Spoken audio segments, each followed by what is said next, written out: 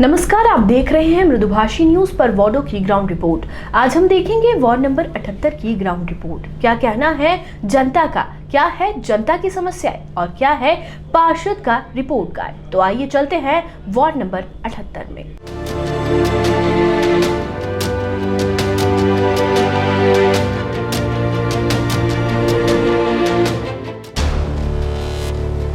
Ward watch की इस कड़ी में आप हैं वार्ड नंबर 78 में।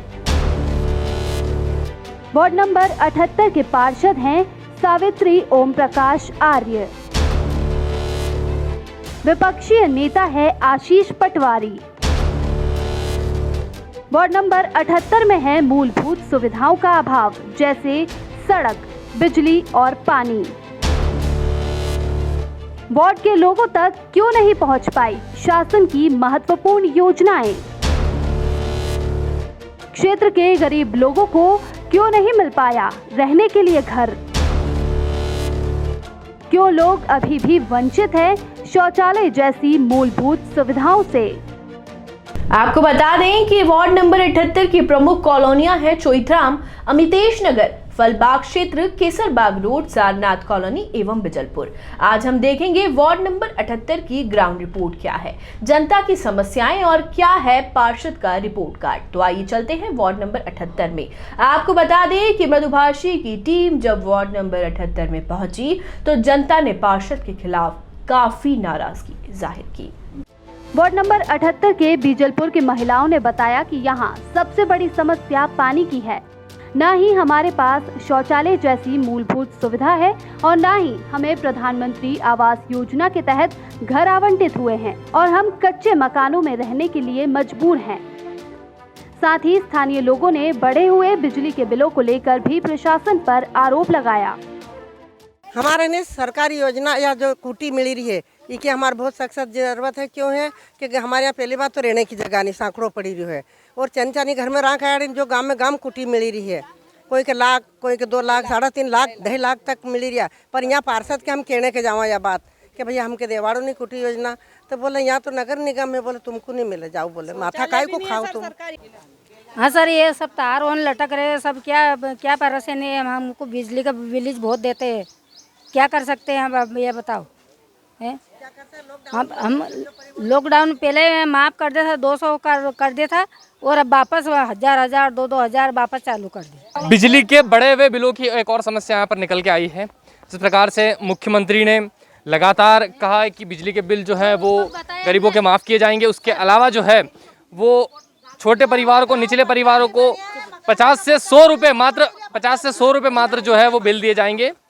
लेकिन इनकी समस्या जो है वो लगातार बढ़ी हुई है, 2-3 हज़ार रुपये बिल आ रहे हैं। और एक और चीज़ आप देख सकते हैं, यहाँ पर मैं अपने कैमरामैन से निवेदन करूँगा, इस और जो ये वायर्स लगे हुए हैं ये जमीन से 6 से 7 फीट की ऊंचाई पर है, 7 से 8 फीट की ऊंचाई पर है ये लगातार। और ये जो तारों का जाल जो नजर आ रहा है, ये समस्या लगातार बनी हुई है, इस पर भी किसी प्रकार का कोई संज्ञान नहीं लिया गया है। सर हमने यहाँ पे के पार्षद कोई नहीं, कुछ काम नहीं करते। लाइट का सभी स्ट्रीट लाइट ही बंद पड़ी है, ना कोई धर्मशाला का काम है, ना कुछ नहीं। नर्मदा पाइप उसका पानी की भी सुविधा नहीं है। यहाँ पे कचरा गाड़ी भी कोई दिन आती है, कोई दिन नहीं आती है। और गंदीवाड़ा इतना है, आगे की जगह जवाब नहीं है, सब बीमार होते हैं यहाँ पे। और मकान के भी कुछ लोन की व्यवस्था नहीं करवाते हैं। यार मकान की जोर कई है, कई योजना है, सब तो गांव मकान बनी है, यहाँ नहीं बनी। कोई पार्षद कन जाए सुना नहीं। और मकान के अलावा किसी और प्रकार की समस्या, सड़क, बिजली से लेकर बिजली का बिल बहुत है, 25 हज़ार 20 हज़ार। सर लॉकडाउन पूरा लगा था, जब हमारे घर में कुछ खाने के लिए नहीं, कुछ भी नहीं था, ना तेल था, ना दाल थी, कुछ भी नहीं था। जब हम वहाँ गए उसके यहाँ शिवराज, उसके यहाँ जीतू जिराते के यहाँ गए खाना लेने, कुछ भी दाल वाल कुछ भी दे हमको चावल, जबकि उसके घर में रखा था। और उसने सुबह जब बांटा खाना, उसके बाद हम दूसरी लेडीज़ लेके आए, उसके बाद हम गए तो हमको मना कर दिया और भगा दिया, बोल दिया कि जाओ यहाँ से, क्या हमारे यहाँ आपने क्या कमा के रख दिया कि खेती बाड़ी दे दिया आपने हमको नुके, और क्या हमारे माथे मांगते हो? तो बोला हमारे यहाँ लेना है, यूँ बोल के हमको भगा दिया। हम घंटे भर बैठे वहाँ पे, बोले, हमने बोला सर हमारे मजदूरी नहीं, हम दाड़की छोड़ के तुम्हारे यहाँ खाना लेना है, फिर भी हमको भगा दिया। बोल पार्षद ही भगा रहे सर, खाने को वही नहीं दे रहे तो हम कहाँ जाएंगे गरीब लोग। वहीं मार्तंड नगर के लोगों ने कहा कि यहाँ जो मुख्य आवाजाही की सड़क है उसका काम काफी समय तक बंद पड़ा रहा और फिर जब सड़क बनाई तो ऐसी कि महज कुछ ही दिनों में वो गड्ढों से भर गई। वहीं इस इलाके में नर्मदा पाइपलाइन पतली होने के कारण प्रेशर बढ़ने से आए दिन फूटती रहती है, जिससे पीने के पानी में ड्रेनेज का पानी मिल जाता है और ड्रेनेज की समस्या तो जस की तस बनी हुई है।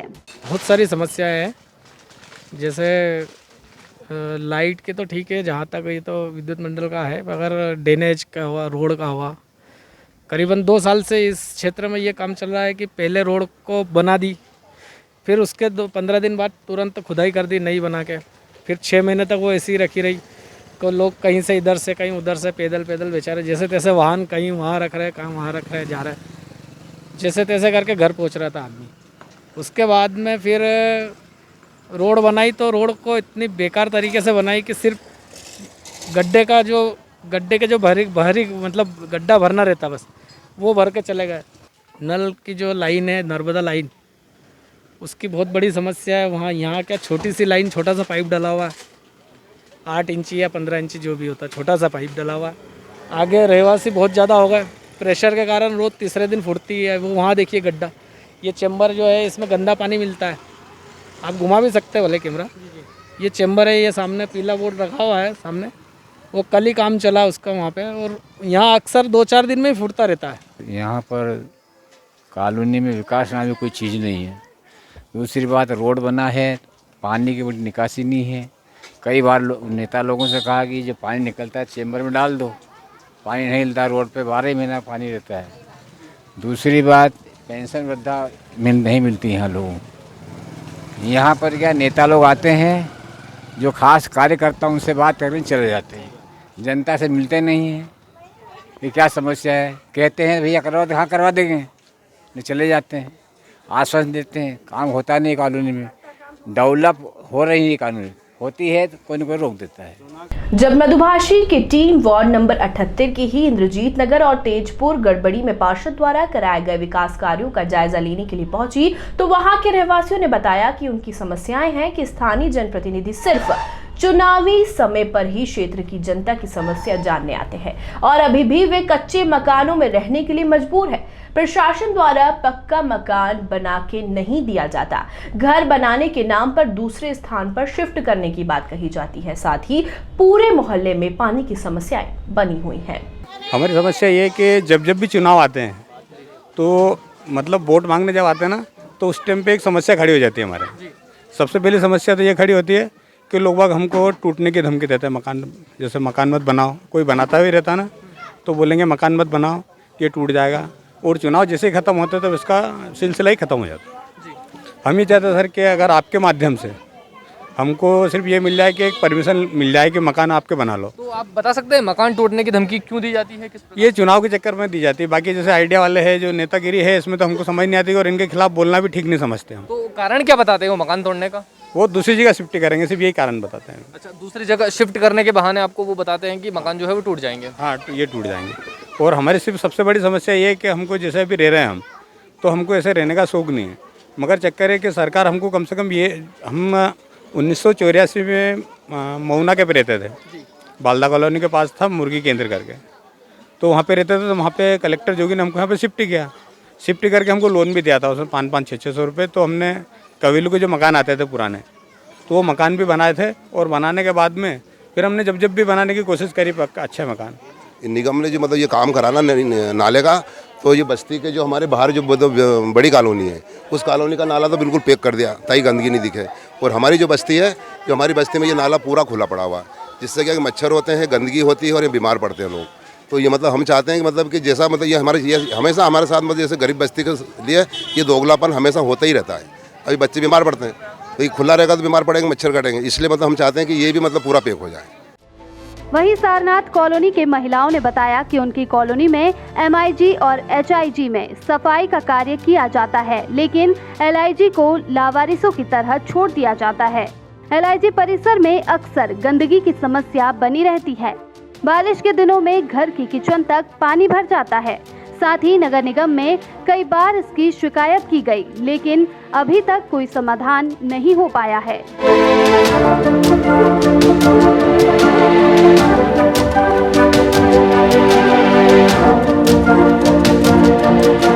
मृदुभाषी की टीम ने जब विपक्ष के नेता से बात की तो उनके द्वारा बताया गया कि क्षेत्र में पार्षद जनता की समस्याओं का समाधान निकाल पाने में असमर्थ रहे। क्षेत्र में अभी तक सड़क और पानी की समस्याएं बनी हुई हैं।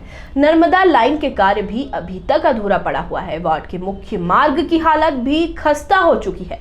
कॉलोनी में ड्रेनेज की समस्या का कोई समाधान नहीं हो सका है। जो कार्य इन 5 सालों में हमारे वार्ड में होना थे वो ठीक समय पर ठीक तरीके से हो नहीं पाया। आप अगर वार्ड का सर्वे करा के देखेंगे तो रोडों की हालत ख़राब है, नर्मदा का पानी सही तरीके से लोगों के घर तक नहीं पहुंच पा रहा है, ड्रेनेज लाइन का सही निकास नहीं हो पा रहा है। हम 5 साल के लिए पार्षद को इसके लिए चुनते हैं कि वो हमारे वार्ड का विकास करे, लेकिन इस बार हमारे वार्ड की पार्षद सावित्री ओम प्रकाश आर्य से जनता नाराज़ हैं। वार्ड में मेन समस्या है रोड से रिलेटेड है, ड्रेनेज की समस्या है और मेन नर्मदा के पानी की है। और शमशान घाट के जीर्णोद्वार का भी कार्य होना था, वो भी ठीक से नहीं हो पाया। जो मौजूदा पार्षद है हमारे सावित्री ओम प्रकाश आर्य, जिस तरह से उनको कार्य करना था, उनका महापौर थी, उनकी परिषद थी, लेकिन वैसा कार्य वार्ड में देखा नहीं गया। वहीं जब इन्हीं सवालों का जवाब लेने के लिए हमारे संवाददाता ने पार्षद से संपर्क करने की कोशिश की तो पार्षद ने पहले तो मिलने से इनकार कर दिया, लेकिन काफी मशक्कत के बाद मुलाकात हो पाई। तो इन बातों से आप अंदाजा लगा सकते हैं कि पार्षद अपने किए हुए कामों की जवाबदेही तय नहीं कर सकते तो क्षेत्र की समस्या कैसे हल करेंगे। बताइए मैडम, आप स्वयं अपने कार्यकाल से कितना संतुष्ट हैं?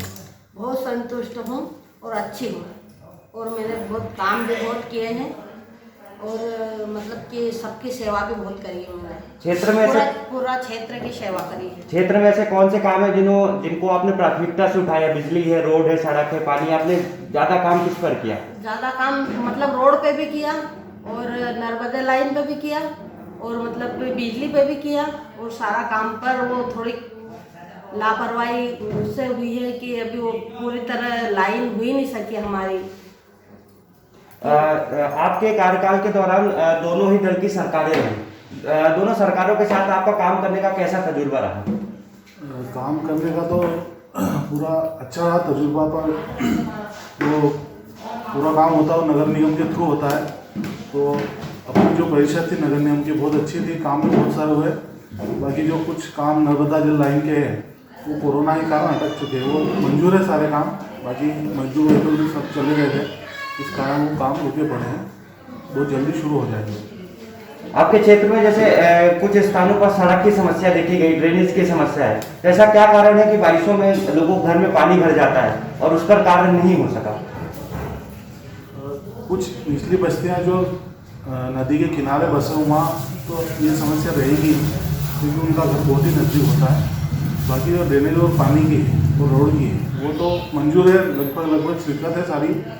ये कुछ कारणों से अटकी पड़ी है, बाकी वो बन जाएगी जल्दी। अच्छा, आपके कार्यकाल के दौरान ऐसे कौन से कार्य थे जिनको आपने प्राथमिकता से किया, अपने क्षेत्र में लोगों तक पहुंचाया? हमारे क्षेत्र में पवनपुत्र नगर से लेकर छाती तक की रोड बहुत जो सबसे लंबी है, वो मतलब पैदल चलना मुश्किल हो जाता बारिश में, वो मंजूर हो चुकी है, वो आधी बन भी गई है। वो नर्मदा लाइन के कारण वो वापस रुक गई है, तो ये वापस वो खुदेगी फिर बनेगी, तो इसलिए उसको रद्द कर दिया है। तो नर्मदा लाइन डलेगी उसके बाद वापस रोड बनेगी। अच्छा, ऐसे क्या वजह है कि अभी तक लोगों को घर में पानी नहीं पहुंच पा रहा है, नर्मदा की लाइन पूरी नहीं हो पाई है? नर्मदा की लाइन अभी चल रहा है काम, ये कोरोना के कारण अटका पड़ा, वरना अभी तक तो हो जाती है पूरे घर में सब। तो ये था वार्ड नंबर 78 के पार्षद और उनके कामों का रिपोर्ट कार्ड, जिसमें आपने देखा कि लगभग हर क्षेत्र में जनता सवाल उठा रही है और पार्षद अपनी जवाबदेही तय नहीं कर पा रहे हैं। अगली कड़ी में फिर किसी अन्य वार्ड की समस्याओं का समीक्षा के साथ और आपको दिखाएंगे पार्षद के 5 सालों के कामों का लेखा जोखा। देखते रहिए वार्ड वॉच, सिर्फ मृदुभाषी न्यूज पर।